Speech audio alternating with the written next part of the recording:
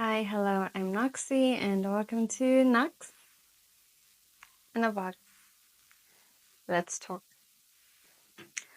Do you ever feel stagnant? Like so stuck that you're neither moving forward nor back, and you can't even think about moving forward.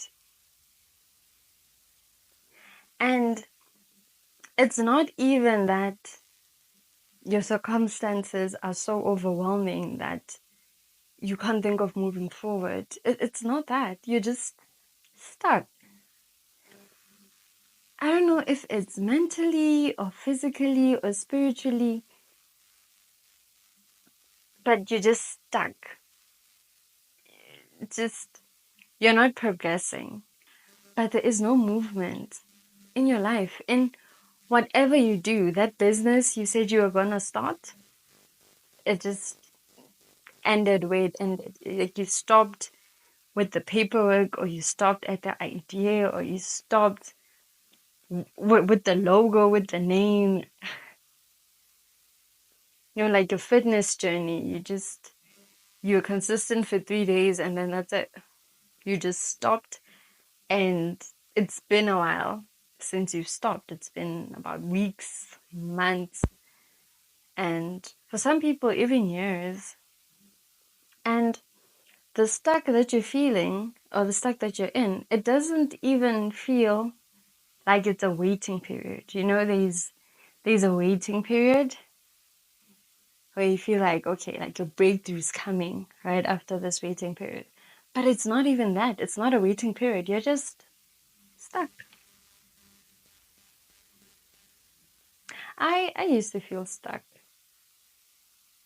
Like I wasn't hopeful about the future. But I wasn't also like all doom and gloom about the future. Or my plans or my ideas. I was just living, but not really. I was stuck. I could still do things, I wasn't depressed. I was stuck. It felt like no matter the effort I would try to put in, it wouldn't lead me to taking a step forward. I would just be stagnant.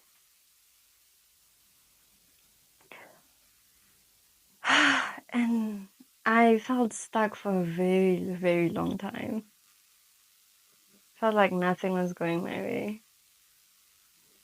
And then I also felt like I wasn't on God's highway. I was listening to a sermon about purpose, that it doesn't matter what you do. As children of God, our purpose on this earth is to just, preach the gospel. What you physically do on this earth, it doesn't matter. It can be whatever, as long as it aligns with God. And then don't pull yourself into the direction of, okay, like, does this align with God? Does my business align with God? Does this person align with God? Can I marry them? Can I start a relationship with them? Does leaving my job align with God's will for my life? And it's like, whatever that you want to do it. As long as you're on God's highway. Because God's way is the highway. And then your decisions in life, your choices, whether to marry this person or that person, or leave your job or not leave your job, or start that business or don't start that business, or partner with that person or not, it's the lanes of the highway. So, as long as you are on God's highway, it doesn't matter which lane you're in. So, as long as you're on God's highway, then you're good. Doesn't matter if you decide to be a doctor, if you decide to leave your job and start that business, if you decide to be a stay-at-home parent, a stay-at-home partner. As long as you're on God's way, whatever you do will align with God, you know? Anyways, that was that was a sermon by Pastor Vlad. It's nice. I'll link it in the description. So, in my feeling stuck, it didn't even feel like I was on a highway. I was just at the stop sign, and I never left. I just stayed at the stop sign.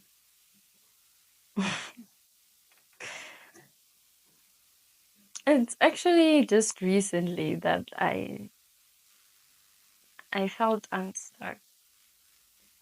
But it wasn't when I was unstuck, it didn't come to mind that, oh, I don't feel stuck anymore. There's zeal in me. Whether it's this or that, whatever I want to do, there's some oomph, you know? And if you do feel stuck,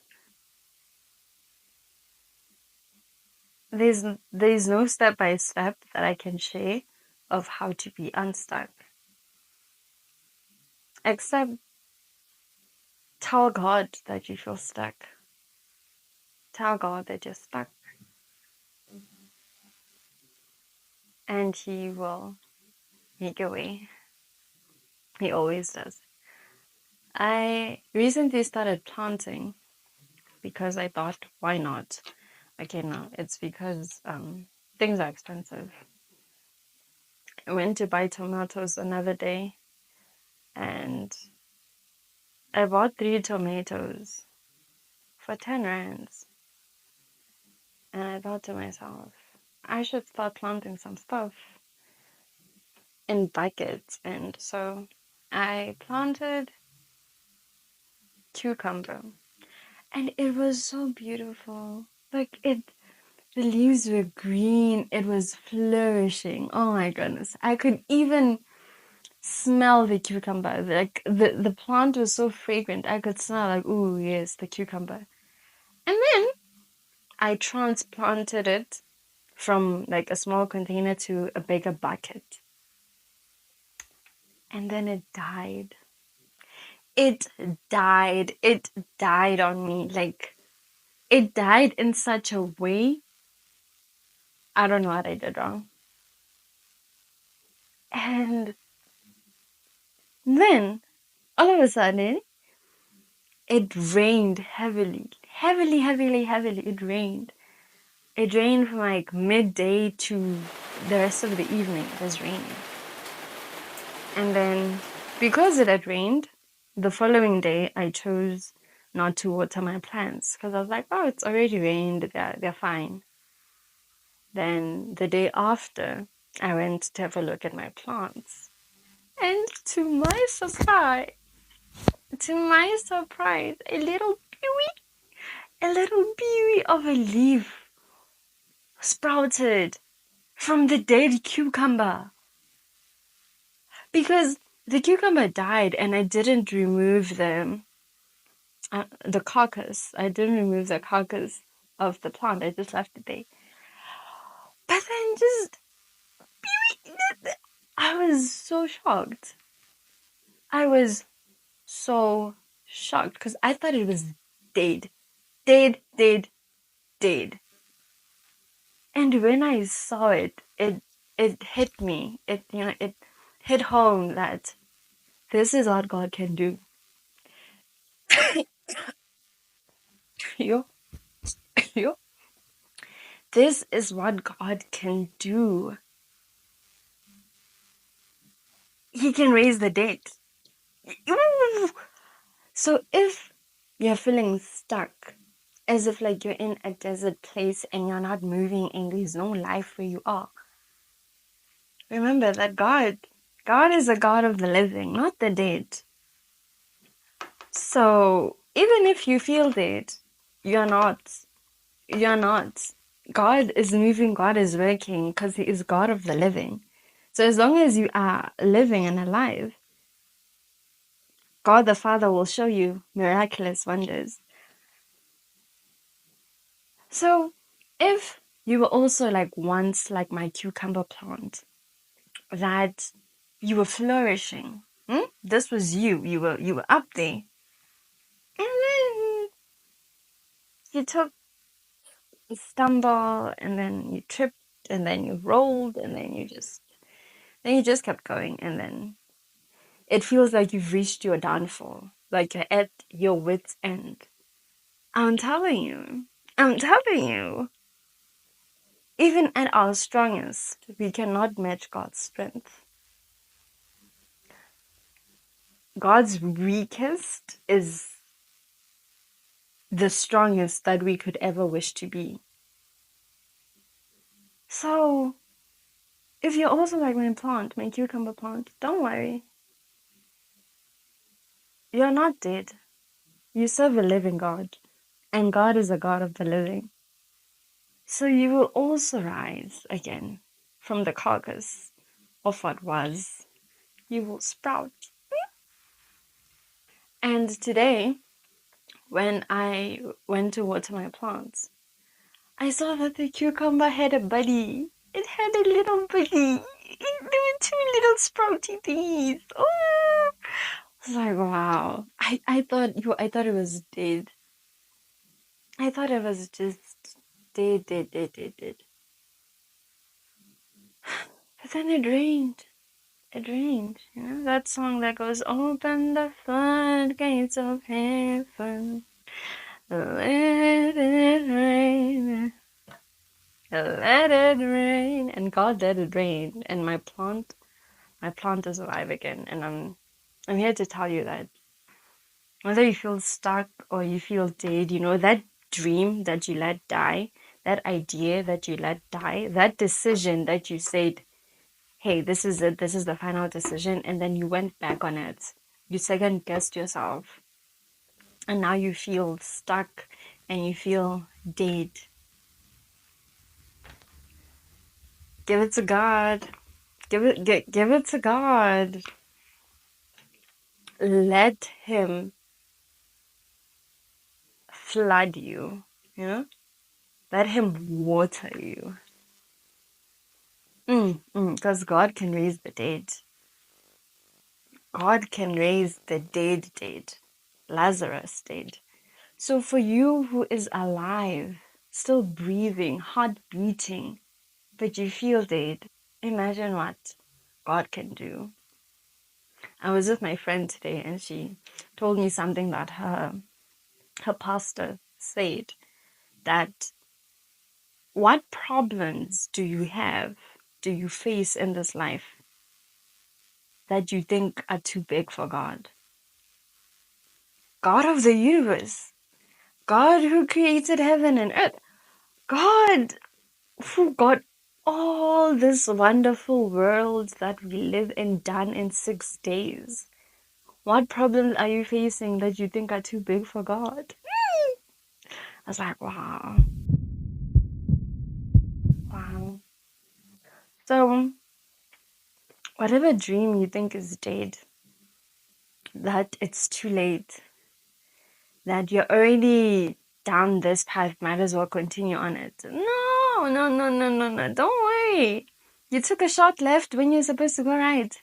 The Holy Spirit is your GPS. Your Holy Spirit is the navigation system. He will redirect you. He will reroute and get you back on the highway of God's way.